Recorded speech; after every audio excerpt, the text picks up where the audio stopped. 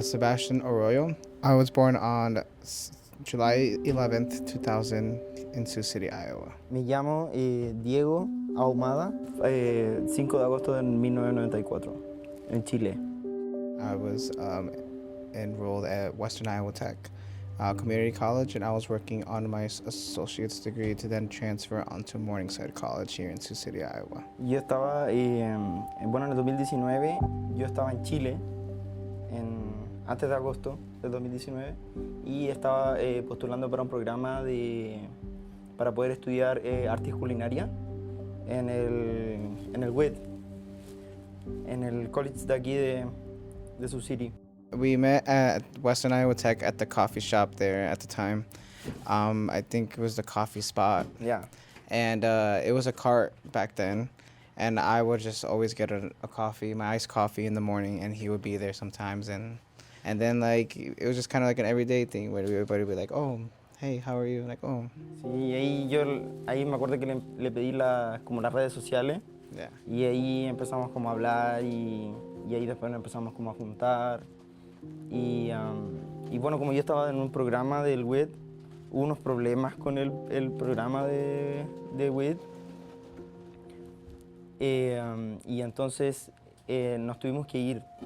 Y yo me tuve que ir como de la ciudad, recuerdo, y fue bien complicado porque no podía estar moviéndome por el tema del COVID y viniendo como de una ciudad a otra porque podía traer yo el virus. Entonces, era, ¿cómo se llama? Me tuve que tomar la determinación si quedarme como en esta ciudad o en la otra ciudad. Y yo estaba recién conociendo a Sebastián, entonces como que yo la verdad que quería estar con él. Entonces, yo tomé, o sea, bueno, hablándolo con él y todo eso, yo estaba solo, el Seba era como el único como apoyo que tenía en ese momento, entonces él ahí me ayudó mucho y ahí empezó como nuestra historia de... Yeah, it was weird because, like, I remember, like, you asked me for my Instagram at the coffee spot. From then on, it was like just conversation. And then after COVID hit, they kicked Diego out of the program at WIT, so then he didn't know what to do. I remember when he had to go to Spencer, I actually went to go visit him multiple times in Spencer. I think April, ¿no? I feel like it was April. Yeah. Because at the time when... Yo me acuerdo que el 13 de enero, o sea, el 13 de April, yo le pedí que empezáramos como a hacer como... Yeah, the 13th of April is the date that Diego asked me to be his boyfriend, because we just had that whole going back and forth to the cities and stuff. We just had like, hey, like, we're in a pandemic, why don't we just stay put and be something? At this point, I kind of had the mindset where I was like, I really like this man a lot, and I feel like I can't let that get away. Especially with COVID happening, people were like getting sick. Where I was like, wait, like I don't know. I kind of had to think fast at the moment. We both had to, and then so we decided for him to come stay with my parents and I here in Sioux City, Iowa. Within like our first time of living together was weird because it was during a pandemic and it was at my dad's house. It was like we did everything backwards, you know, like people don't usually move in right away at 3 months of meeting, but it was kind of like the circumstances of the pandemic. We had to kind of quarantine together during the pandemic. We had to deal with what we had to do, like. We had to make our own day, and then my dad was just like in the living room.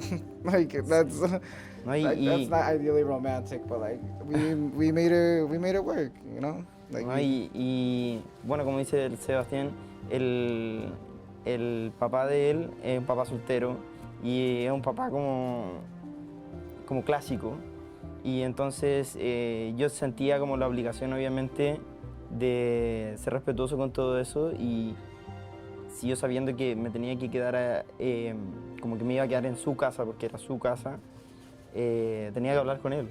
Entonces como que yo dije, ya tengo que hablar con él y decirle todo lo que siento por su hijo. Y fue como cuando le pedí la mano al papá del Seba para poder estar ahí y para que él también me entendiera toda la situación y tenerlo al tanto de todo, la verdad.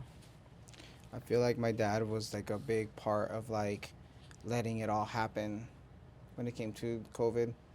I feel like just him being really open-minded, being really cool about how I feel, how I feel like that got him to think as well that maybe life really is too short. And if his son, which is me, was happy, that's what he wanted to be, or what that's what he wanted to do. And then, like, to think like Diego's family is in Chile, so during the pandemic, you couldn't just go and visit your family. So like we kind of became his family, in a good, like, you know, in our own way.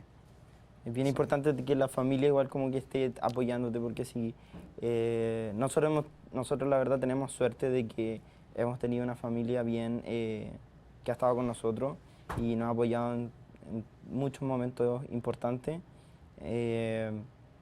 pero si no lo hubiéramos tenido, como sabemos que hay gente que no tiene mucho el apoyo de su familia, sobre todo cuando también tienen temas de como hablar de que cuando la gente a lo mejor sale del closet o qué sé yo, hay padres que no se lo toman bien y en verdad cuando no hay ese apoyo de ellos es súper difícil, súper difícil. Tengo que dar gracias que la familia del Seba y la familia mía son unos excelentes padres y familia y todo. Sí. It was crazy because when Diego asked my dad for my hand in marriage, I was there. And this was all like to think like before the pandemic, I didn't even think I was gonna.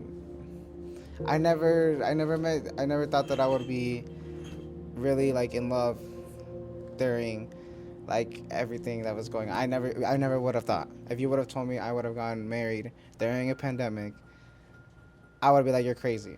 Y teníamos miedo porque me acuerdo que habíamos ido el día anterior a ver dónde íbamos a hacer toda la ceremonia y todo eso, y hacía mucho viento.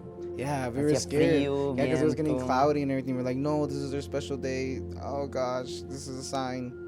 The next day we showed up and it was sunny out. Yeah. It was beautiful out. A nice Lleno day. de flores. Our friends were there. We did have 10 people, and it was really sweet. It was really nice. Support for Facing a Changed World, an oral history of the COVID-19 pandemic, comes from the Margaret Ann Martin Everest Foundation, the Kind World Foundation, Humanities Iowa, the Friends of Siouxland Public Media, and listeners like you.